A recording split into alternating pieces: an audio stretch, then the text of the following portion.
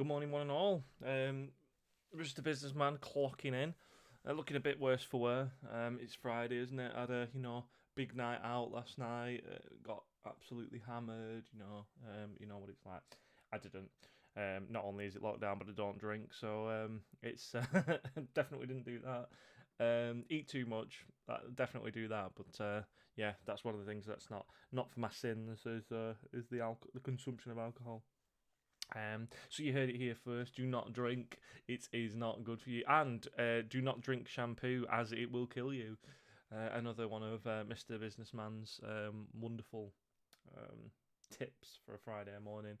We're making some fantastic headway, might I say. The one thing I did want to mention that that sort of was going through my head is. Why are we sort of able to go through stuff so fast as this? It would usually take us months to go through it, and the answer is we'd spend a hell of a lot more time going through examples and past paper questions and blah blah blah than we would do on this. I'm doing it one a day for PowerPoint, but there's no way I would do a 30-slide PowerPoint in one day. Whereas on this, I can just sort of plod through it, get through it quite quickly. And there's none of that interaction, which I think is a shame, really, that we haven't got that interaction between a teacher and a student, because that's one of the best bits. But yeah, for the purposes of this and the importance of actually getting some stuff done that's useful to us in these crazy times, I think this is pretty useful, and definitely as a revision aid. Hopefully, it'll be pretty useful to you. So yeah, nothing else to report. Nothing else has happened. So we're going to get straight into it today. We're going to have a little look at sort of. I think it's market data, types of market, that kind of stuff. We're going to have a look at sort of like niche and mass marketing, that kind of stuff. So we're going to get straight into it today. I don't know how long this is going to last. I think it's going to be sort of probably about what we're going to aim for, about 45 minutes, 50 minutes, something like that. But we'll see. We'll see how long it takes me to rattle on through it. Remember, if you've got any questions, concerns, or anything, feel free. I know that there's people watching live. If you feel free to comment whatever you want, well within reason. During the session, that's fine. But if I know a lot of people prefer to get in touch with me after the videos go up. I get emails all the time from people asking things, so feel free to keep doing that. It's no problem at all. All right, so let's get straight into it. So, types of market. What are types of market? Let's have a look at them. What is meant by markets?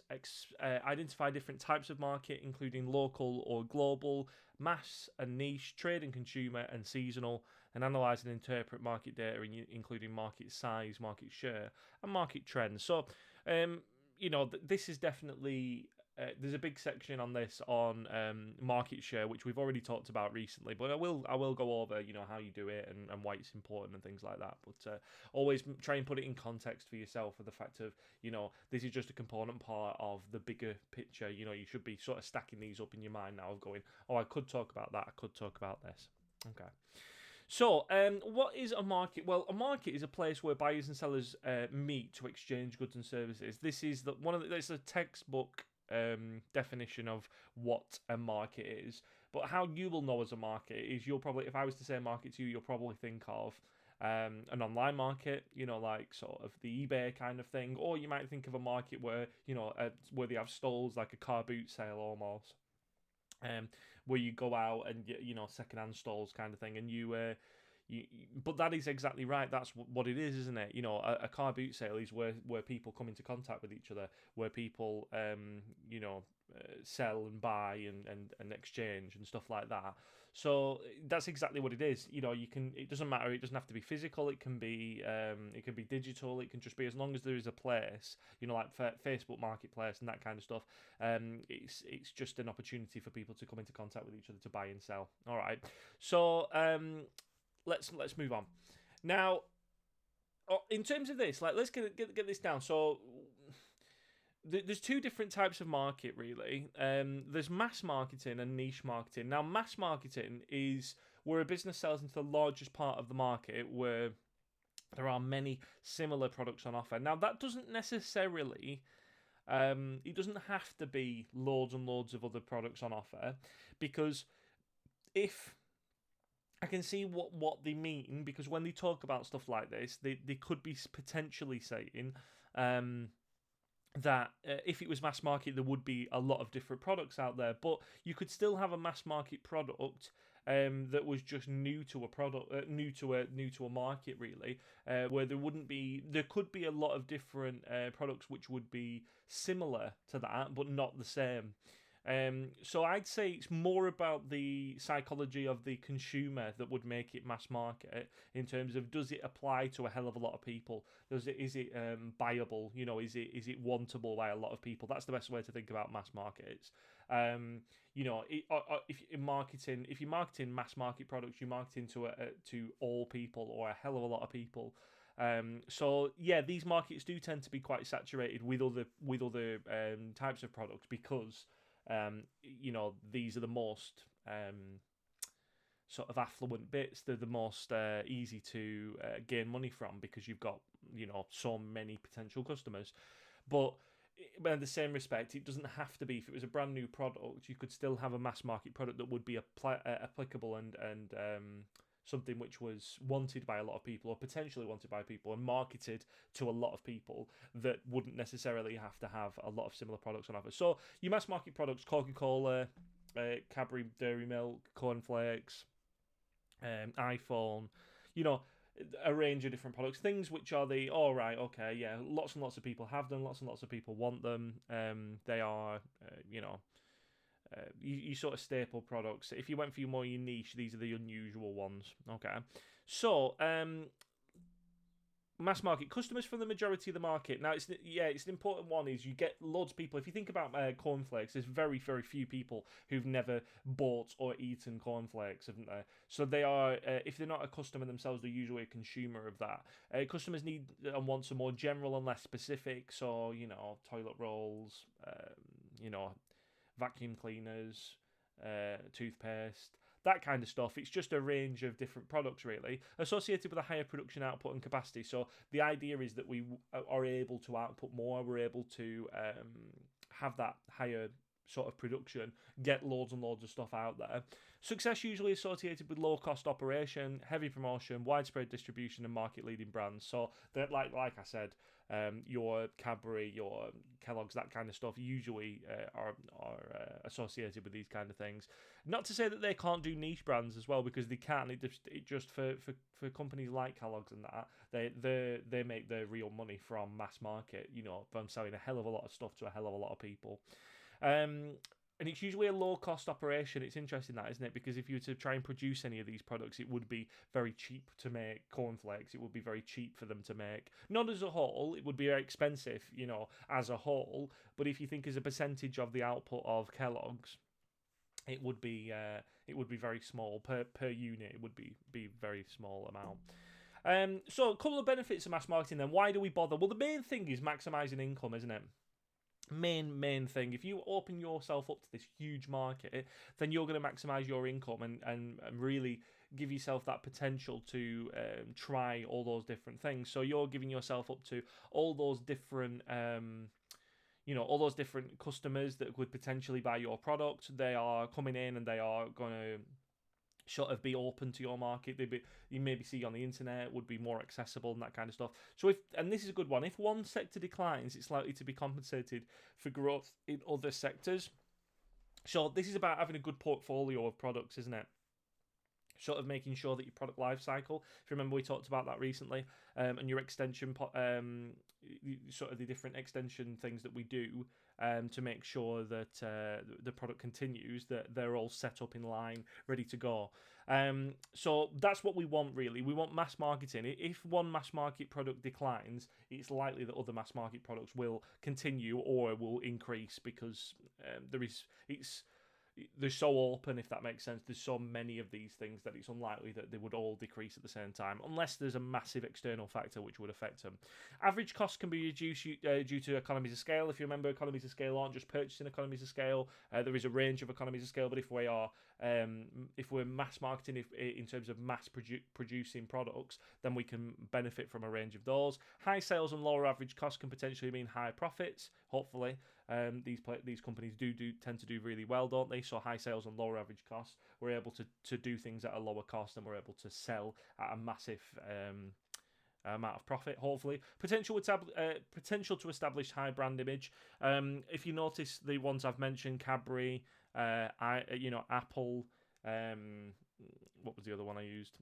Coca-Cola. They're all really strong brands, and all mass market products aren't really strong brands. You can have a mass market product like Tesco's own brand toothpaste is still mass market, because it's a product which is aimed at everyone essentially. It's still a needed, but it's probably less important than Colgate or something like that doing their own marketing, because it's so to differentiate themselves. Tesco differentiate themselves on price in that respect, don't they? So now, in terms of this is obviously you can't do it in pairs unless there's someone there who wants to do it in pairs with you, but it developed these points into analysis. Now I want you to not don't freak out about AO3, but I need you to get into the habit of doing it. So this leads to, therefore, as a result, try and get 3 if you can. We call it an AO3 chain. This leads to this, leads to this, and that will give you some really good AO3 marks in the exam. You still need to get some good AO1, you need to get some good AO2, apply it to the situation, and some good AO4 if it's required, but you don't need... one of the big things that students have difficulty with and spend a lot of the time doing wrong is their AO3, because they go, oh no, well, I didn't realise that I had to say that, or I haven't explained it enough. Well, that's what you need to be working on there. This leads to this, leads to this. Okay. So, drawbacks though. So why wouldn't everybody just want to get into mass marketing? Why would everybody just not want to get into mass market products? Getting it out there, producing as much as we can, getting them out there to the biggest market we can be expensive to production, to produce, to set up those production facilities. Very, very expensive. If you think about these companies that we talked about, the biggest companies in the world, Coca-Cola and Apple, Kellogg's, these people, they produce on such scale that they get the economies of scale, but it must be eye-wincingly expensive to create these kind of things. To be able to create supercomputers, like these, at affordable prices is absolutely incredible, isn't it? Really, when you are thinking about the microchips, the research and development that goes into it, the amount of investment we have to do. It's insane, so it's no wonder that these companies have a tough time actually producing and maintaining the cost levels, because it's not realistic that this isn't feasible, is it? You wouldn't think you could make supercomputers that you can carry around in your pocket for an affordable price. It's absolutely crazy these times we live in. Heavy advertising costs to establish brands and keep them. Yeah, I think once you've established them, it's easy to, because they become like, cornflakes and Coca-Cola and that have kind of become necessity goods now, haven't they? They've become so ingrained in people's lives and expectations and things that it's really, really unusual to see people not having these brands and not having them in their lives. So I think once you establish it, it's easier to maintain to an extent, but it is very, very expensive to maintain, and people are going to be taking pot shots at you constantly. People are trying to take you down, people are trying to compete for your market, whereas if you're in a niche market, a lot of the time people aren't really that bothered. High development costs of products, like I said, these things for Apple and things like that, but just think about how much it must cost to actually develop one of those products. Competition is often fierce. Companies must be market orientated. If you remember, we talked about market orientation, about looking at the market to decide where your competitive advantage from, to look at. If you remember, there was the two, wasn't there? There was market orientation and product orientation. Market orientation was looking at the market and deciding price and deciding your USP and things based on the market. Whereas if it was product orientation, then we could focus more on the actual product and why that was special, really. In this case, because it's so competitive, we need to really rely on that market and the market data that sort of influences our decisions. Specialist products that might meet better customer needs, or rather meet them better, may be supplied. And this is an interesting one, isn't it? The niche markets might actually satisfy your customers better than you. And this is an important one to remember, because, the more niche companies could get in there and sort of sweep underneath you. But as a whole, they might do that. But as a whole, if you're looking at mass market stuff, I don't think you need to worry too much about niche markets coming in, or niche products, or niche companies coming in and swiping too much away from you, because a lot of the time the products wouldn't really apply. So let's have a look at niche. So niche is the other one, also referred to as niche by the Americans. I don't know why, because it's not spelled like that. I don't know why they say that. So a niche market is a specialised market segment where you cater for the demand for products or services that are not currently being supplied by main suppliers. It's essentially a narrowly defined market segment. So the thing to remember about your niche markets are they are unusual products. In terms of unusual, because they are not the average person's want or need. They're much more specific. So if I was to say, a mass market product, I would say a mass market product might be this. I've got a Samsung hard drive here. That's mass market. Lots of people will need hard drives. Lots of people will need hard drive space. I would say a niche market, a niche product will be the actual casing for this. And this is a case that allows me to externally plug this into my Mac. So I don't think most people wouldn't need one of those. I wouldn't say that's quite niche. Another one I would say is quite niche would be, what else have I got on me? Thinking of niche things. I think I've got loads of niche products around at the minute. Probably when it was first brought out, this SpongeBob lanyard would have been quite mass market. But if you were to do it now, it's quite niche, probably, because SpongeBob isn't half as dominant as he used to be in terms of children's entertainment and that. But yeah, basically, it's just things which are unusual, things which may be more specific to you. Like if you buy an Xbox, that would be mass market. But if you buy a £200 controller that was made specifically, to have extra buttons on or something like that, or be lighter or made out of carbon fibre or whatever it is, then that's more going to be extremely niche, isn't it, in comparison to the other stuff. Okay, so let's move on. Now, so a higher price can often be charged. Now, it's important to remember with niche marketing, it isn't a feature of it in terms of, it's not a feature of niche marketing, or the fact it's a niche. And this was an interesting one because it came up in a meeting about a exam question that we were having when we were discussing how to answer these questions and things like that. One of the things that came up was about niche marketing.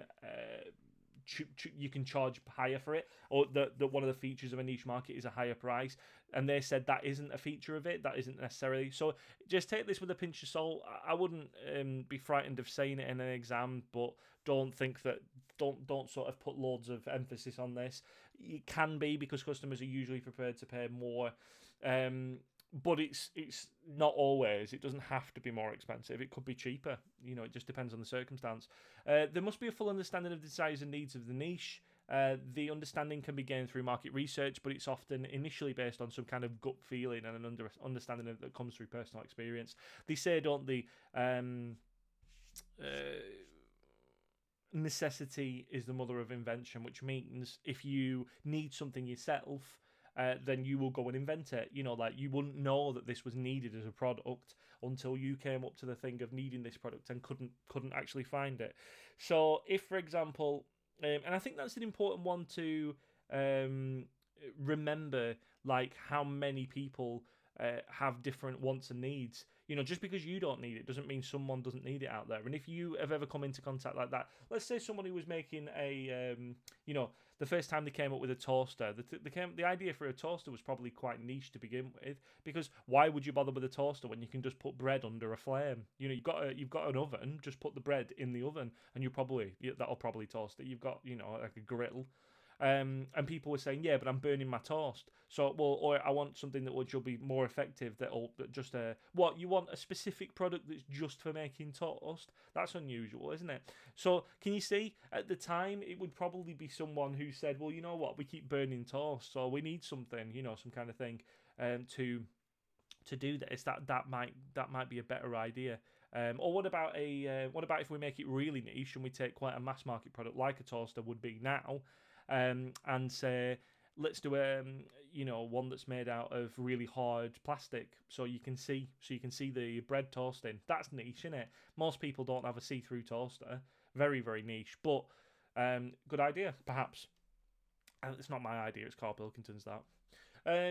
Benefits of niche marketing: lower initial cost, especially in relation to advertising, because you don't spend half as much money on above the line marketing, TV, radio, that kind of stuff. It's just not done because you need to get to a very specific market. Your social media is a really good thing for this one, because you are you have the ability to really be specific about who you are marketing your products at.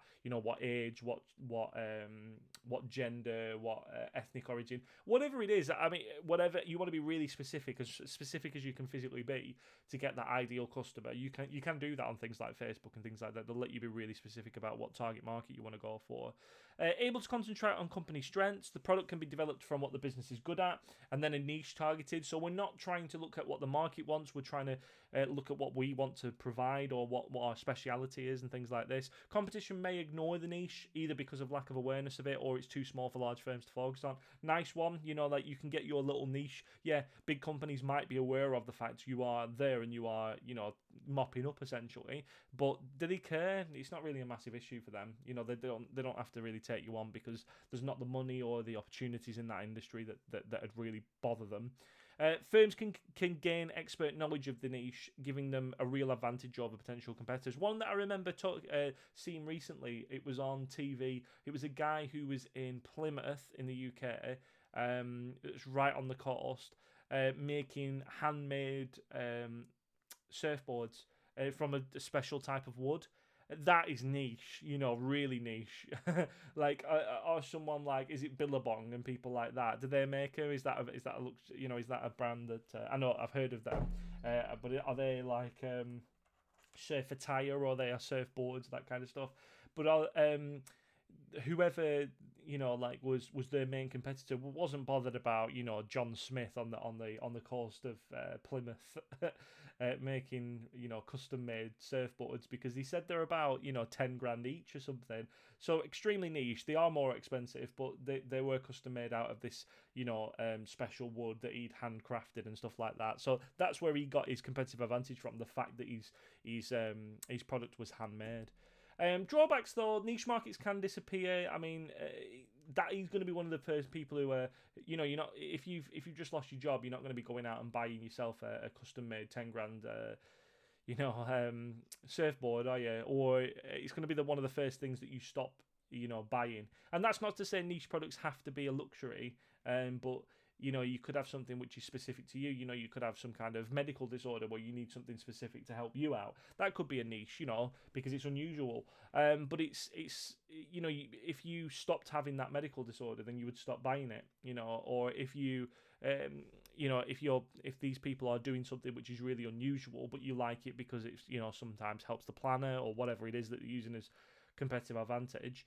If they don't take into the fact that, look, fashion can change, taste can change, economic environment can change, then you're having all your eggs in one basket, essentially, aren't you? You'll just fail as soon as something happens. Mass market firms can target the niche if it grows in value or size. Small firms may find this competition impossible to deal with. We know, don't we, that big firms can come and stamp on you. We know things about like destroyer pricing if they really had a real desire to try and take you down. But by the same thing with this, that's why your brand image needs to be really hardcore. It needs to be really, really forceful in the fact that, yeah, okay, even if Coca-Cola came after me, my special Ryan's special fizzy drinks are so good, and people like them so much, that my target market are really, really loyal to me because I have a special, secret ingredient that I put into them or something like that, or whatever it is, like. Think about people like Red Bull, right? Red Bull was quite a niche market to begin with. Red Bull are a fantastic example of a company because what Red Bull was, the way they marketed themselves, they definitely did niche marketing, and the way that they did it was they advertised by getting it out to all the underground clubs in London. So and people were hearing about this product. What's Red Bull? Yeah, it's this. It's like a drug almost. You take it, and it's like because the underground clubbing scene, you've got lots of drugs and lots of stuff like that. So what they did, and cleverly with Red Bull, is although it is a drug, isn't it? Because you've got caffeine in it. It's not like ecstasy or anything like that. But they were appealing to this kind of hardcore. Dance kind of techno clubbing kind of scene, and it became known as this, like, wow, oh yeah, you got to get some Red Bull because it's really, really good, and you'll be dancing all night kind of thing. And then they took it out from that and you sort of moved that on to become more widespread, didn't they? But if you look at things like Coca-Cola and people like that, they then developed their own energy drinks, didn't they? And energy drinks are quite a big market now, but they were a niche market to begin with. Did it stop Red Bull? No, it didn't, because they'd already established themselves as the main brand in that. And are people going to say, oh, I'd rather have Relentless or something like that? Because that's Coca-Cola's one, isn't it? I don't know. Maybe in terms of taste, you might be more interested, but Red Bull's Red Bull, and it'll always be the main thing. It's the the iPhone of the energy drink world, isn't it? Even surpassing people like Lucozade, which originally started as something you'd buy from a pharmacy and things like that, didn't it? So niches are not always neat little market sectors. They may be spread out geographically or otherwise, making targeting and promotion difficult or expensive. It's true. You might have, imagine if it's for our surfer mate, surfer guy who's on Plymouth. There are wide ranges of people. Still a very, very niche market. But you might get people who are on the the top of Scotland wanting to do surfing. You might have people abroad wanting to do surfing, who want this special thing. Have heard of how good these guys make these surfboards, and want to partake in this. But it would be difficult, more expensive to get the word out to those people, to ship to those people, to Okay, so let's just quickly, feel free to pause the stream, have a look at this, explain why small firms find it easier to compete in niche market. Marketing can make it easier to achieve lower unit costs and things like this. But let's just do this, have a knowledge check. I'll give you a second to pause and then we'll carry on, all right? Okay, I've assumed you've paused and you're back. Hello. So we've got niche and mass. Let's just go through them. So what are they? Are they niche or are they mass? Walkers are mass. Jimmy Choo are niche. Rolls Royce are niche. Volvic mass. Ferrari niche. Vauxhall mass. Heinz mass. Warburton's mass. Ben & Jerry's mass. Nintendo mass. Topshop mass. Gucci niche. Yeah? Are we all happy with that? So basically, is it open to a hell of a lot of people? Is it marketed to a lot of people, or is it quite unusual? Now, the important thing, if you remember when we started doing this, I said to people when we started talking about marketing, you are not the average consumer, and you've got to understand that. It's difficult sometimes, especially in exam situations. You might get an example or a case study that you think, well, this is definitely niche because it doesn't apply to me, but it isn't niche, and that is just down to the fact that you've not had as much experience with business, and you've not, there might be a product which, is aimed at an older audience or something like that, and you think therefore it's niche, and that's not something that you can, you have to beat yourself up about, but it's something that we need to be aware of, the fact that, I'm not 50, so therefore I've not lived through my 30s, 40s, 50s, that kind of stuff. So I don't know. Although I have to say, and I'll just share this with you, I went to buy a product the other day from Argos, because it's still open because of Sainsbury's still being open. And I went to buy it, and it was a video game which has a 16 plus thing on it. And I went in, and the guy ID'd me, or he tried to, and I was like, "Are you joking?" I literally said to him, "Are you joking?" And he said, well, you've got to, I had a hat and glasses on in terms of that, you don't want to be noticed. Mr. Businessman's getting so successful now. But he said, oh well, it's the challenge 25 thing, isn't it? If you don't look, if you don't look 25, you've got to prove you're 21 or something like that. And I was thinking, I don't look 25, like. Great. Okay, what a compliment. Thank you very much, mate. I think I look older than 25, but so that was nice. Just to want to share that with you because I said, "Oh, thanks very much," and he was, I didn't have any ID on me. He said, "Have you got anything?" I was like, "No, it's like a 60." I said, "I don't think I've ever been ID'd for anything." I think when I was getting 18, the certificate games out of the video shop when I was about 10, because I had a full beard. I didn't, but so in pairs for each scenario, justify whether niche or mass marketing strategy would be appropriate for a new product. For some, is it possible to argue for both? So basically, this is your AO4. Again, not something that unfortunately we can do in pairs at this moment in time, but existing brand with a loyal customer, limited startup, a saturated market. So let's just take these and just do a little bit of AO4 with these. So justify whether niche or mass marketing strategy would be more appropriate for a new product. So an existing brand with a loyal customer. Are we better going for a niche or a mass market? Well, if we are an existing brand, that doesn't mean that we are really, really massive with a loyal customer. It could go with either this, couldn't it? Because if you are a loyal customer, you could already have niche products. And if you're a niche product with a loyal customer, then you can nichely market to that loyal customer base. The other argument is if you're already a mass market product, if it's a brand new product, because remember, we didn't say brand new company, we just said brand new product, then we could potentially look at mass market because we've already got a loyal customer base. It would be easy to do it. Limited startup capital, we're looking at the niche side of it, isn't it? Because we're not going to have the money to do mass market stuff. It's just going to be too expensive above the line. Things like that would also be classed as that. A saturated market, we'd be better going with a niche, wouldn't we? I mean, there is an argument for going for both with these. Saturated market, do you want to go toe-to-toe with someone? If you were looking at Coca-Cola, if you were a massive company like that, and you heard about a saturated market, you wouldn't be going, oh, well, it's saturated, I'm not going to bother. You'd be saying, no, if it's a saturated market, we're still going to go toe-to-toe with Red Bull. We're still going to go toe-to-toe with blah, blah, blah. High customer numbers in a growing market, I'd be looking at probably your mass marketing in terms of that. But you could also argue that your niche, if you could get a really strong niche in that market, then you could potentially become the market leader. So, again, there's another argument for that. And small production capacity, we're probably looking at that niche, aren't we? Because if we can, the reason that we do it would be we haven't got the facility to make mass production. The other argument is start it as niche production and become it into mass marketing as you go. So market it to a niche to be able to satisfy the fact that you can't meet production levels that would be needed to do mass, and then move further. Okay.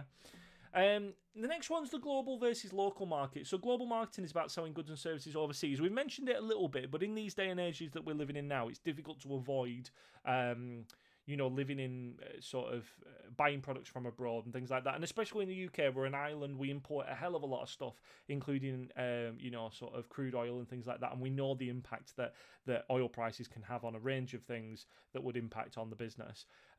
It says with global marketing, marketing strategies are implemented, different ones based on region or country and companies marketing too. This might mean that different packaging, pricing or promotional strategies. You will have experienced this. If you've been on holiday, if you've been abroad, you will know that there are usually variations on a brand. I always think the biggest ones like Walkers and Lay's in foreign countries. It's the same company. But Lay's call themselves Walkers in the UK because it sounds more British. And we like it. So it sounds more European, the Lay's thing, doesn't it? So that's why they do it. It's a clever marketing technique because you'd think it was two different companies, but it isn't. It's the same company but doing different marketing in different countries to satisfy that market. Same done for, is it Vauxhall? Vauxhall are called something else, aren't they? What they called? I can't remember. They're called something else anyway. If you know, comment for me because I'd be interested. I think it's Vauxhall. They're called... What are they called? They're called something else. That cat is scratching the carpet. Oi! He stopped now. So what factors and changes have led to a move to a global economy? Now, let's have a think about these questions. So what changes or factors have led to a more global economy? Well, the access to global economies now. The fact of stuff like the EU, the fact of less trading barriers, the fact that we've got the internet, the ability to contact people, email, telephones, better, faster, more connected places. So it's easier to do.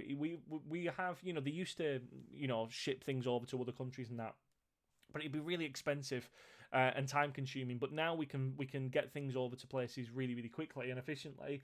It's much easier to work on a global market, isn't it? Benefits of operating in the global market: bigger sort of potential markets. That's the main one, isn't it? So profit maximization is a really big one for that. And just an opportunity to get some of those niches. You might have niches in foreign countries which people haven't exploited yet, that you haven't thought about, that you thought, well, actually, I didn't even know that was a niche, but it's a niche. Sorry, it's a mass market product here, but it's a niche in that company. In that country. So I'm going to focus on that niche in that country. Drawbacks of operating in the global market: a hell of a lot more competition. You've got the issues of cultural appropriation and being appropriate to that culture and upsetting people inadvertently. So you've got to be really careful. And the language barrier as well is always going to still be an issue, isn't it? So you've got that worry essentially of global markets sort of becoming an issue for you, and you're not sort of exploiting them to the same degree as you would. And risk to UK firms of operating in the global market is the fact of you're kind of showing your hand a little bit, aren't you? We know that China have a really bad reputation for copying things, not the country as a whole, but a hell of a lot of companies in China making cheaper, better versions of your product, because they're more efficient at producing things, and it's cheaper to make things because people are willing to work. They don't have the same sort of protections for their employees as we do here. So it's a lot easier to exploit people, a lot easier to make products for a very, very cheap amount. Hence why lots and lots of big companies that are in Western markets exploit Eastern markets by that. The only thing to remember is China is getting on its feet now. The biggest, the India and China, the ones who used to be exploited by us to make products and things for us, they are becoming the next superpowers. India and China, there is more. I think they said isn't that the thing? There's more millionaires in India than there are in the whole of the Western world, or something like that. Something crazy anyway. I don't quote me on it, but it's something crazy like that anyway. It's starting to become a real thing where there's serious wealth in China. China wouldn't need to. If we ever had a war now, we wouldn't be having a war with China. Why bother? They could just buy us. They're so wealthy.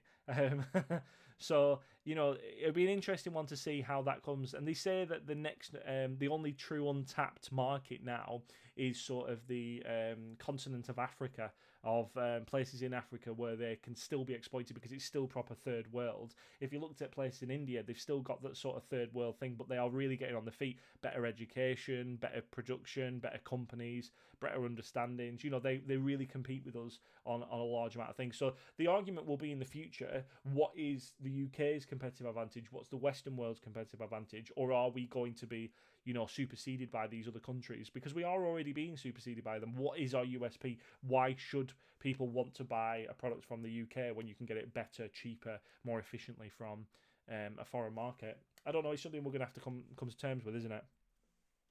So, will all businesses want to grow? This is an interesting one. I think a lot of people seem to think that everybody wants to get into a mass market because of the potential for for mass marketing and revenue and things like that. But that's not true. A lot of companies don't want to. A lot of companies are happy to stay as small companies. A lot of companies are happy to stay as little niche, little lifestyle businesses that are just stay under the radar. Really, like if you look at a lot of Facebook stuff that people do, a lot of online things, they just do them as lifestyle ones, so just something to do while they've got kids or something like that, and they just do it from their house or do it from their back bedroom.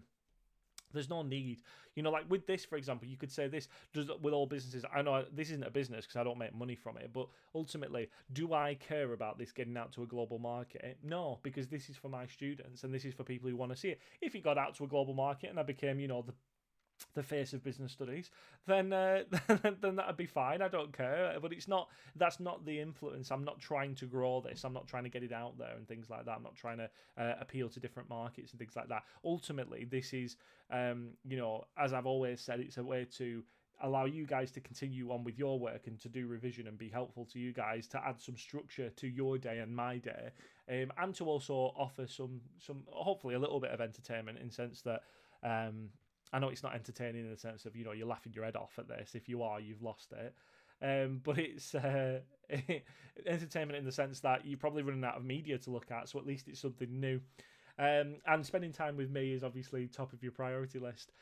So when might a business not want to grow this big? As I said, because you don't want to compete with people, you don't want to have that worry about it, and you want to stay small, you want to stay niche. You want to keep it really special, that they only make a couple of things. Look at Morgan Cars. We mentioned them in a recent exam where it was Tesla versus Morgan. Morgan are a sort of a custom car manufacturer. I say custom, they do have designs, but they are a very, very luxurious car, like very, very expensive custom car makers in the UK, and there is a very, very long waiting list to become a customer of those. They're in no want to get any bigger. They don't upscale the production to try and meet demand. They just say, well, no, sorry, you have to wait. So you might have a 3-year waiting list to get a Morgan car, and people are actually paying more than the actual car is worth to other people to skip to their point in the queue. Which is crazy, isn't it? But that is how you maintain a niche. That's how you get your competitive advantage sometimes, isn't it? The fact of, look, I'm not trying to give it out to everyone. I'm trying to, maintain that niche by the fact of, you can only get it from here. You have to wear, you can't have, if you want the person, then that's the speciality of it, isn't it? So now we've got trade versus consumer markets. Now, industrial marketing involves the sales of goods by one business to another, and we call this business to business as well, don't we? Typically, the marketing of goods and services to business organisations for use in the manufacture of their products. So industrial marketing is slightly different, and it's something that I used to be involved with when I did my in my children's toys manufacturer and stuff like that. When I worked for that company in distribution, we used to do a lot of this. We used to make sort of big booklets, sort of like kind of sort of catalogs, but only for businesses. And we used to go to trade fairs. We went to one called Toy Fair, which is in London. It was brilliant. We got to speak to all these different companies. We got to work with all these different companies like Activision and stuff like that. It was really, really good. But we were selling products a lot of the time. We were buying products and selling products to other companies to involve in the production of it. So although we were buying finished goods, there was a lot of us buying, we used to be involved with a company called Magic Chalk, and it was a terrible product. It was horrible, really greasy. And it was like a chocolate Play-Doh stuff. It was rank. And anyway, but we would be buying the milk chocolate that went in that, the oil that went into that, the different bonding agents that you would need to do that, and then we would buy the paper to make the printing. We would make the boxes up, that kind of stuff. So we would definitely take part in some of this, even though we were selling fully made products as well. So the main thing to think about for these ones, your B2B or your B2C, business to consumer or business to business. Key differences, let's just go through these really quickly. So customer is an organisation for business to business. Below the line production is mainly used. Why would we do that? Well, it would make no sense to start going on TV advertising, industrial scale lathes or industrial scale presses or things like that. There's just not sensible or viable to do that, is it? Why would you bother? It's not like such a niche, it's such an unusual thing. You're not going to say, I remember seeing I think it was a Russell Brand thing, and he was talking about old things. It's called Ponderland. It was on telly ages ago. If you can see, you can probably find it on YouTube now. I'll see if I can find a link for it, and I'll put it in the description if you're interested. But there was a clip. It was like a clip show that he'd do, and he was talking about different things, and he said there was one from like the 1970s about grain pits. So it was about, people who harvest grain. They have these big things called grain pits, and it was like a public service announcement about don't do this, you've got to be worried about it. And they were saying grain pits are really dangerous, and that for a child it could seem like somewhere really interesting to play, but it could be dangerous and kill them. So and the tagline was put a grid on it. and it showed on this on this big grain pit thing that they put this metal grid on it. And Russell Brand was saying, well, that makes no sense. Why the hell have you done that? You know, like, so you've put this on a mass market thing to go and tell all these people. How many people have grain pits? You know, like, he said it'd be more cost effective to go around to the 6 or 7 people who have grain pits in the UK and give them a gold-plated grain pit on, you know, like in a Rolls Royce or something like that, because it makes no sense. It's like doing, you know, really specific industrial health and safety information to the average person on the street. It doesn't matter, does it? It doesn't really affect them. So, you know, only really make sure that it's only to the people who you need it to be at. So fewer numbers of customers who buy in larger quantities. Prices negotiated and bulk buy discounts offered. Remember, that's your economies of scale coming into it, isn't it? You're buying economies of scale. Long, lengthy, formal relationship between the businesses and the customer, and heavily reliant on sales and direct promotion. Direct promotion as in, you know, ringing the place, having, you know, these trade fairs, actually talking to people physically, you know, interacting with them, ringing them up and things like that, and having a relationship that they would buy from you more and more. Now, whereas your business to consumer, which you've got much more experience of, because this is what you are, you're the consumer. A customer is an individual. A mix of above and below the line production is mainly used. Why do we do that? Well, it's much easier to. We want to give the, you know, the below the line stuff can be stuff like your PR and things like that. You know, events, sponsorships, and stuff like that. But your above the line is your you know, physical advertisement. You know. Social media advertisement, you know, radio, TV, print, and that kind of stuff, just to get the word out there, really. Larger numbers of customers who buy in smaller quantities, that's what we do, don't we? We don't tend to buy 10,000 bottles of Coca-Cola. We'll go and buy a couple of bottles of Coca-Cola, if that, or one bottle of Coca-Cola.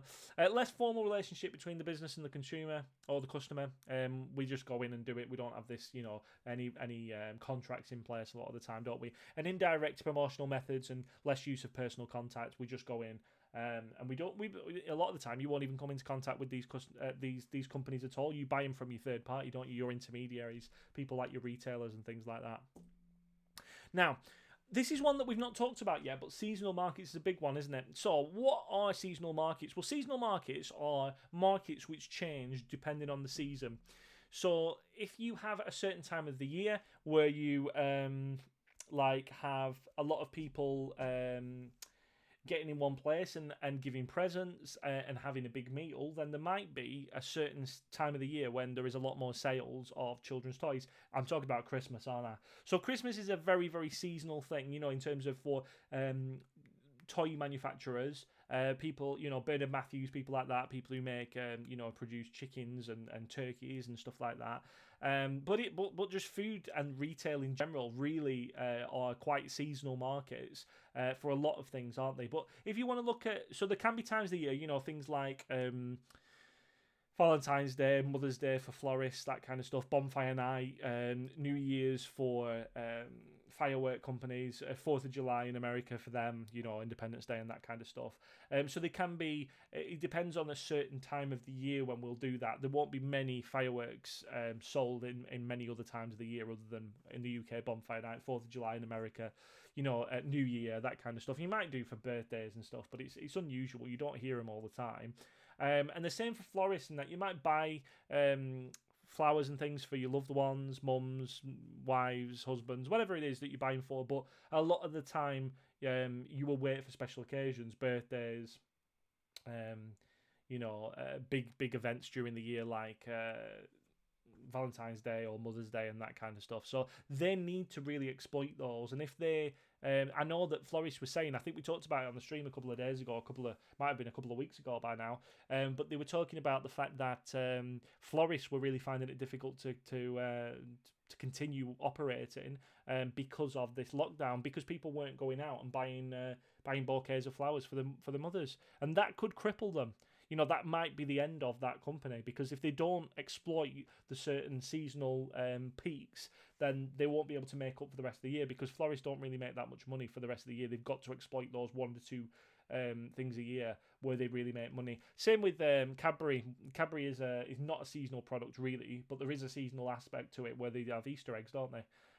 That's a really big seasonal one for them. So uneven sales levels at different times of the year.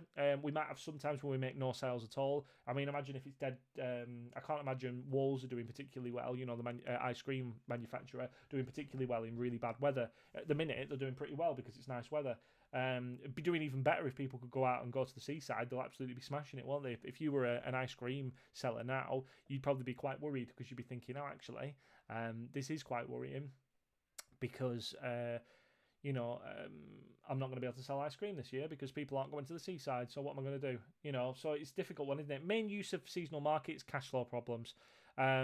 The main issue that we have is the cash flow issue, and we need to be ready for it. There was no way that people could have expected, couldn't have planned. They could have planned. They could have had contingency in place. It depends on the scope of the organisation involved. I'm really surprised by how many companies look like they had no contingency plans in place for if there was a drop off, a massive economic hit like this. And I'm not talking about small companies as much as big companies seem to be completely unaware. Hopefully in the future. Because this isn't going to be the last time we have a lockdown now, is it? Now this has happened, this is going to happen, again. Coronavirus isn't going to go away. It's just a case of that, or what about the next virus and things like that. So, I think we're living in different time now, aren't we? You've lived through a change that we're going to have to be aware of, and that things are going to change now. So he says, why might seasonal markets cause cash flow problems? Well, because we won't have as much money in certain times of the year. We need to be ready for that. Recommend potential solutions for this to be managed. What I would say would be to make sure that you've got your arranged overdrafts in place, to make sure that you have some money to one side, to make sure that you have a range of portfolio of products, that you can rely on different things. Try to limit how seasonal the product is by having a range of products. If you're an ice cream seller, then I'd suggest you sell other things like hot chocolate and things like that, just because you're going to need to be able to get out there when it's not particularly nice weather and not just sell ice cream, because there will be times that ice cream you don't want, or maybe hot snacks, things like that might be a good idea. Okay, so let's just have a quick recap. Give me one characteristic of a good, give me one characteristic of a service. List two differences between B2B and B2C. Explain one advantage of operating in a global economy. Explain one disadvantage of operating in a global economy. Two advantages and two disadvantages of mass, and two disadvantages and advantages of niche. Now, I'm not going to go through this with you, but if you just hold it there, just pause the stream, have a go through them. If you get stuck, just go back in the video. We've already just talked about these, so I'm not going to go through them again. But yeah. Okay, now we're nearly done. Okay, so stick with me. We are nearly there. We're just going to talk a little bit about market size and market stuff like this, and then we are done. Okay, so analyze and interpret market data is really important. We've got the market size. The size of the market can be estimated or calculated by the total sales of all businesses in the market. So your market size can be estimated by two different things: value, the total amount spent on customers buying products, or volume, the physical quantity of the products which are sold. All right, so value of the products or physical volume of the products, how many are sold or how much is the value of the products. They're the two different ways that we can figure it out. Now, market share represents the volume of or value of sales in a particular firm as a percentage of the whole market. So it's your how much of your sales, or the volume or the amount that you've sold over everybody's sales in the market. So your firm sales over total market sales times 100. And if you notice, we've come back to this same formula that we keep banging our heads against: your sales or your something over the total something times 100. And I remember I always said that we have a hell of a lot of different formulas in business, but the vast majority of them are this formula: something over something times 100 gives you a percentage. So how much of the market is owned by a firm when their sales of 10,000 in a market worth 200,000? So we do yours, so 10,000 divided by 200,000 times 100. I think it's 5%. It is, isn't it? So it'll be 5%. I'm pretty sure. Yeah. You can go crazy in the comments if it's not, but I'm pretty sure it is.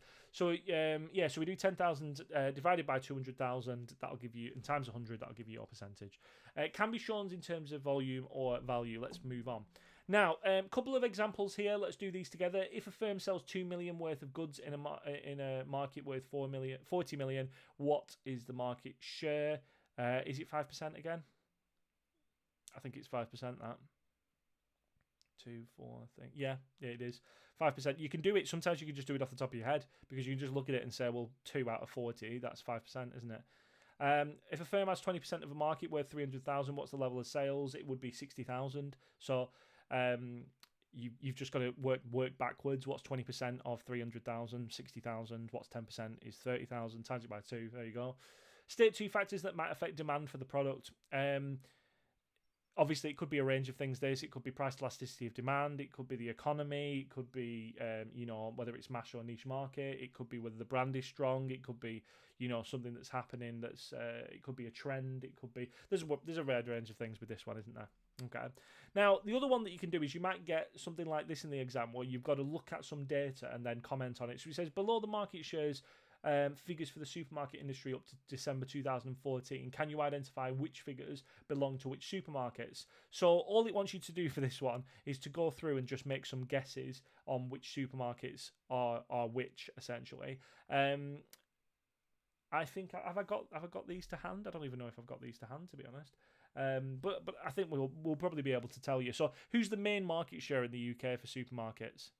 Who do you think? 28.1%. This is a bit old, actually, this data, because it's dropped a bit. But 28.1% was Tesco, definitely. Tesco was doing brilliantly.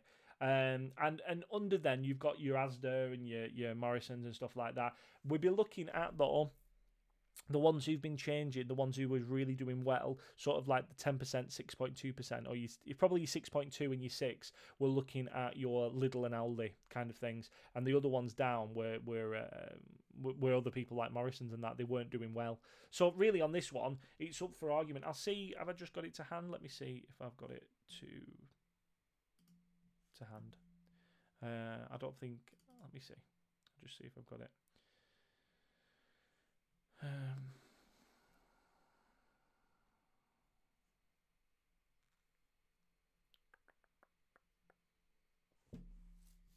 Yeah, I do. Brilliant. Okay. Let me put it on here for you. Because I don't want to leave you. I know you'll be worried, won't you? I know you'll be freaking out if I don't tell you. So let me show you. There you go. I'll make it bigger for you.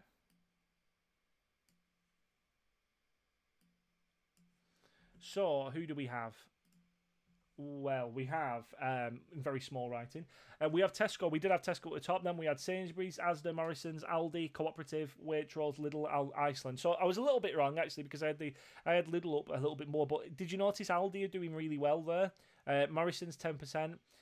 But, you have the big four. You have your Tesco, Sainsbury's, Asda, Morrison's, Aldi. But then you also have the other ones, your Co-op, your Waitrose, people like that, who are more niche, aren't they? Co-op and Waitrose are a little bit more high-end than they are. I was actually saying that. Co-op probably isn't, but Waitrose is definitely more of a high-end consumer base, isn't it? So let's finish off. We're nearly there.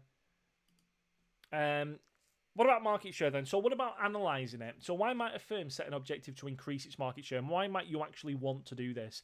Because it means greater customer loyalty. If you have a bigger market share, that means that you are getting, you must have loyal customers. You must have people who are coming to you again and again. You must dominate that market to an extent. People like your products. So it's a good thing to just be a litmus test of how your company is doing in its market, really. Could you potentially charge a higher price if you've got a market dominance? Yes, you could. If you're a price maker than a price taker, then that's a really strong position to be in, isn't it? We really, really like that. A powerful brand is less susceptible to competitors' actions, so we are price makers rather than price takers. We are the people who decide what the market's doing rather than looking at our competitors and deciding what they're doing. That's why it's an interesting one, isn't it? When Apple decide to go into a new market, they're never innovative in the real sense now. They've not done anything like the iPad or anything like that for a very long time. They haven't done anything completely innovative that completely changed the game. But if you notice that they do change the game in some respects, because every time they bring a product out, they have a look at the smartphone market, they have a look at the wireless headphone market, they have a look at wireless chargers or whatever, which they dropped the ball on that one. That was absolutely a cock up. They've not actually released that wireless charger thing that they said they were going to do. But anyway. Yeah, what they do is they have a look at a product and they make it amazing. They make it really, really like refined. As I said, everything other than the iPhone, which I still think is a waste of money, but they really make it good. I mean, look at the MacBooks. I'm on a MacBook right now. I've got it hooked up to stuff. It can do it. And don't get me wrong, Windows would definitely be able to do all this. Of course they would. You know, they'd be well up to it. In fact, you can get a hell of a lot more money for your. You can get a hell of a lot more computing power for your money. But the brilliant thing about this is I just like the build quality. It's a really, really nice bit of kit. It's full metal, you know, and you can get full metal ones, but it always feels like they're trying to do a rip-off of Apple. So if you want the real McCoy, if you want the original one, then you've got to get Apple, haven't you? Also benefit from economies of scale.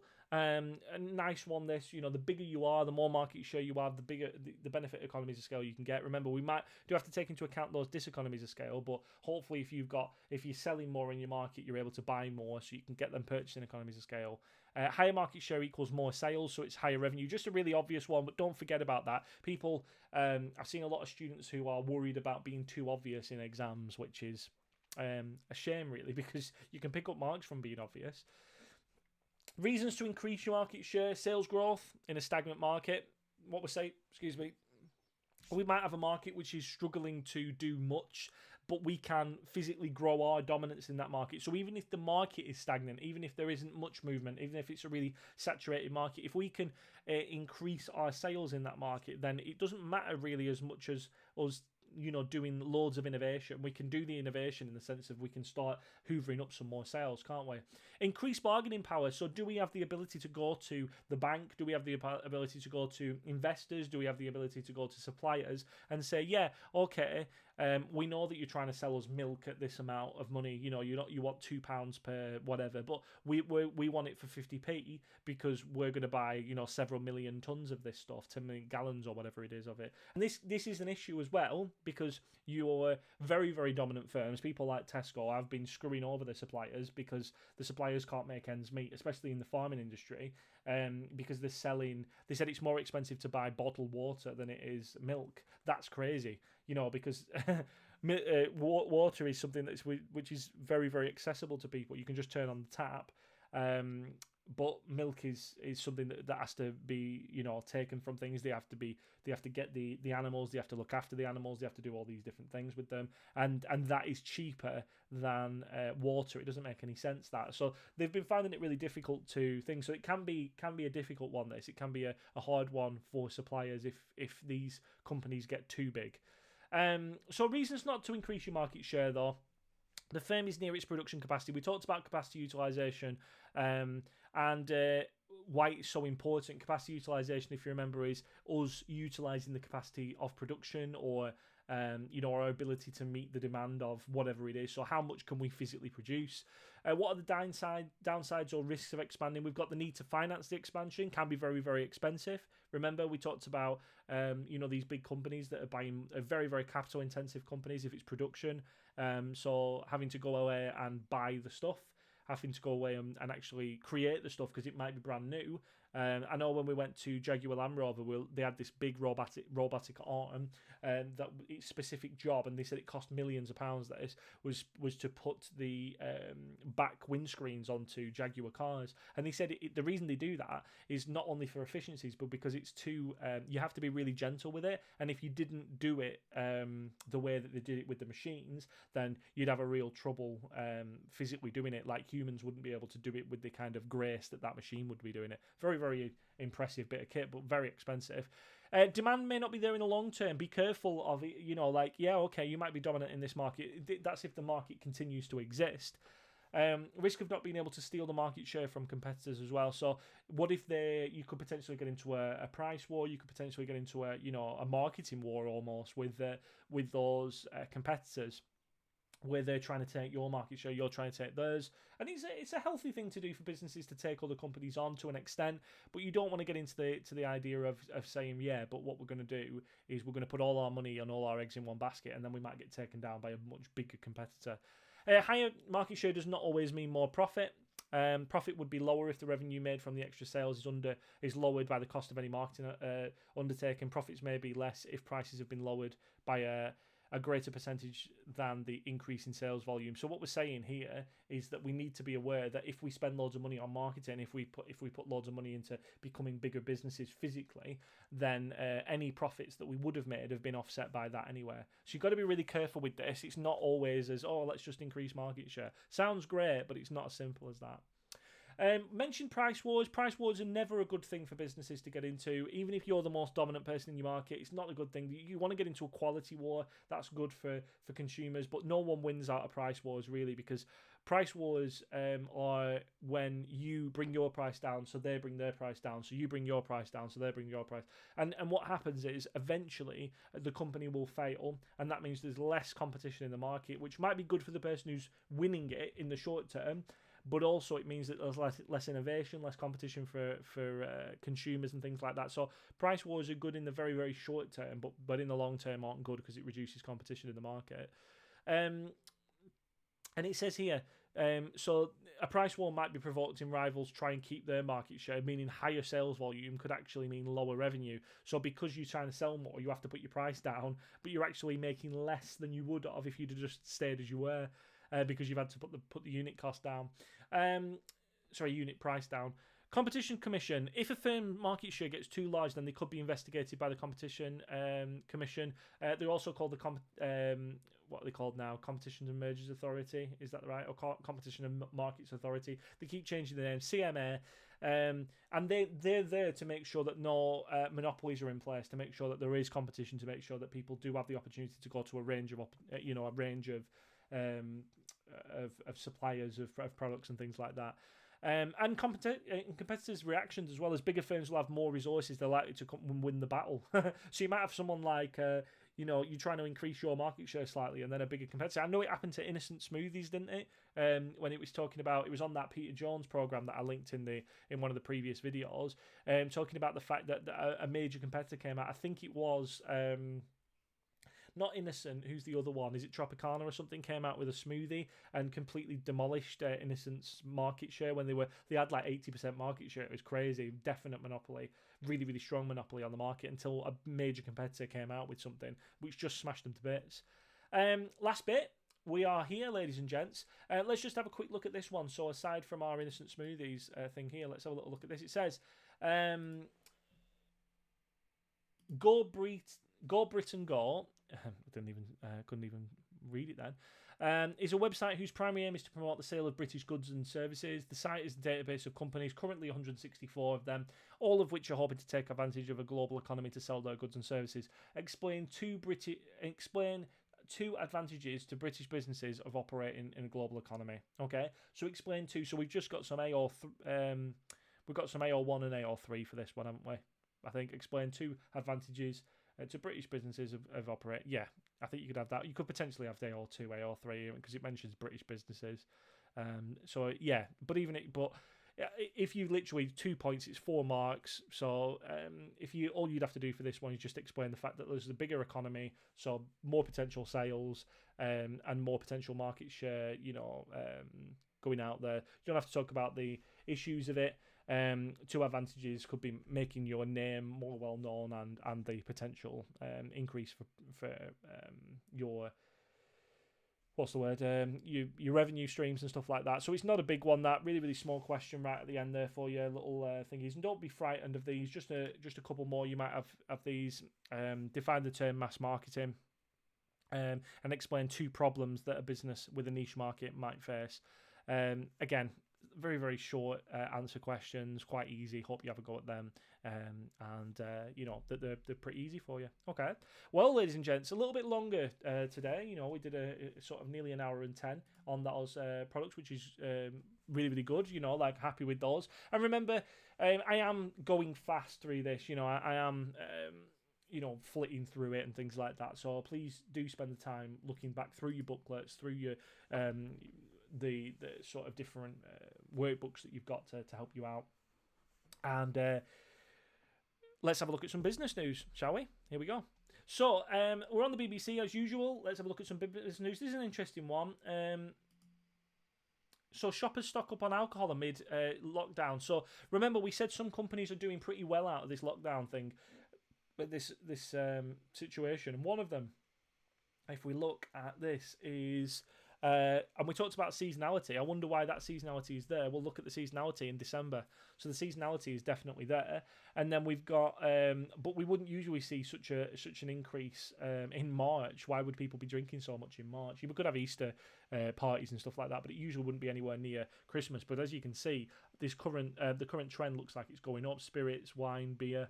And the main thing, I think it's an interesting one with this, when people have been talking like, oh yeah, a staple, the pub and things like that. I don't. Pubs are failing all over the place. So maybe it's time people started appreciating them. If they love them so much, why aren't they going to them? Because all these pubs are having to become restaurants and things like that to be able to meet demand, because people don't go to the pub anymore. People do spend a lot of time. So it says here, that alcohol sales in the supermarket and corner shops jumped by 22% in March, according to the consumer analysis. Total sales of wine, beer, and spirits tops 1.1 billion in the 4 weeks to 22nd of March. An extra 199 million was added to compared to the same period. So it's significant. A lot more people are drinking alcohol in the house because they don't have access to pubs. But people don't hang around in pubs anyway. As I said, if this was true, I think that people might have watched Coronation Street and EastEnders too much and think that this is what reality is now. But people don't spend a lot of time in pubs anywhere. If they did, they wouldn't all be failing, would they? So, what's this one? Oh, it's an interesting one. Clothing makers in Asia give stark coronavirus warning. It says, if our workers don't die from coronavirus, they die from starvation. This is a stark assessment of how the pandemic is impacting the clothing industry from the garment factory owner, the chairman of the Ambattur Fashion India. In normal times, they employ a total of 18,000 workers in 3 countries, Bangladesh, India and Jordan. But the outbreak has forced them to shut down the majority of the businesses, with just one factory in Dhaka particularly partially operational. Coronavirus lockdowns aren't the only thing that affecting their ability to pay their workers. They say that the main problem is the unreasonable demands from big clients, mainly in the US and the UK. Some brands are showing the true sense of partnership and the high level of ethics in trying to ensure that at least enough cash flow to pay workers. See, this is the point, isn't it? This is what we're talking about. It's interesting. It's weird, right? Every day we talk about different subjects, and then you go in the news, and it's very applicable to the situation. And it might just be because we're living in crazy times, but it's weird. I genuinely don't go onto BBC News and try and pick out things, but usually they are very applicable to what we've been talking about. Look at the state of this. They're saying that we're being unreasonable. That's what dominance in your market allows you to do. But we've also experienced demands for cancellations of goods that are ready to be work in progress, or discounts for outstanding payments for goods in transit. They're also asking for a 30 to 120 day extensions on previously agreed payment terms. In an email obtained by the BBC, one US retailer had asked for a 30% discount for all payables current and order. That's crazy. To get through this extraordinary period. Like, you'd be able to give people a 30% discount and not be able to feel that. Their attitude is one of protecting only shareholder value without any regard to the garment worker, behaving in a hypocritical manner, showing complete disregard for the ethos of responsible sourcing. This is an interesting one, isn't it? And this is your stakeholder analysis. What they're saying is they don't care about any other stakeholders except the shareholders, and they're not thinking about anyone else like their competitors. They're not thinking about they're not thinking about the suppliers and things like that. And let's do one more. Let's see, is there anything else?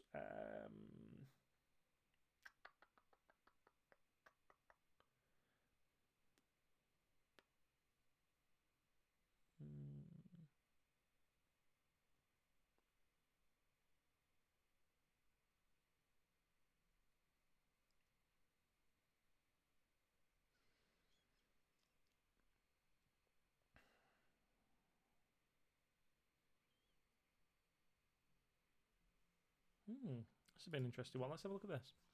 It says wills being signed on car bonnets amid lockdown. Documents have been held in place by windscreen wipers and signed on by car bonnets, a novel way for wills to be witnessed by during social distancing.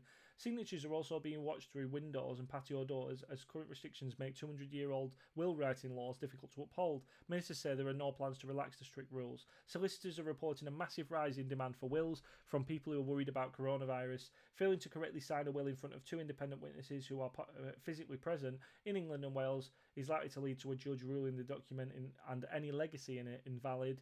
In Scotland, the regulations are less formal and only require one witness. This is an interesting one, isn't it? Because this is our external factors.